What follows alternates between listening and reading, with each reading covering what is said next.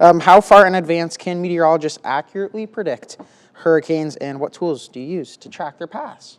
That is a great Fantastic question. Yeah, so you may recall earlier this spring, it was right around, I would say late spring, sometime in May, the National Hurricane Center put out their hurricane forecast for the Atlantic. Usually about a time frame of 3 to 4, sometimes 5 months, you can get a good feel for the season. Yes. Yeah. You look at several things, La Nina, El Nino, are we neutral? What's the temperature of the water look like in the Atlantic? Yes. You can get a pretty good range as to what's going to happen. And that's what the Hurricane Center does, is they put out ranges. Yes. They said X number of storms between this time and this time, X number of hurricanes, X number of major hurricanes.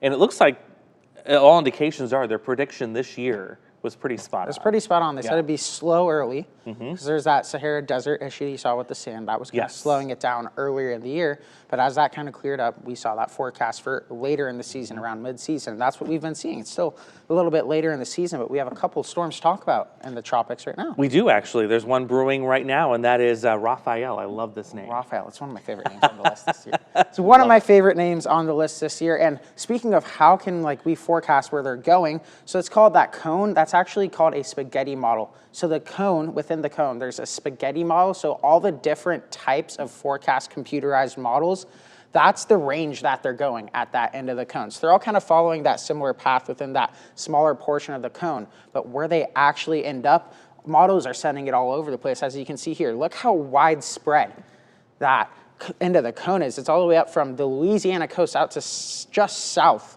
on the coast of Texas, on the Gulf, even potentially out into Mexico. Yeah, there you can see those spaghettis. So it's kind of all follows just what model has been the most accurate this year. I believe I've seen a lot of, the GFS has been pretty accurate this year. The American model has been kind of what they've been leaning towards, at least from a lot of meteorologists I've seen online and I follow and keep up with. But this one, it's all over the place, kind of, you could say. Yeah, you've got one model going into Florida, and we do not expect that to happen, by the way.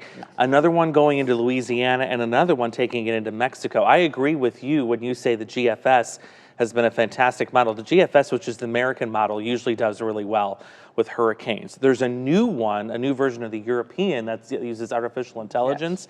That one has been performing extraordinarily well. But I'm glad you brought up the spaghetti plots, because or spaghetti models. That's what we're looking at here. This is the raw model data, where it thinks Raphael is going to track. And you can see why that cone is so huge, why it stretches from Mexico all the way up to New Orleans as we get out to late in the weekend.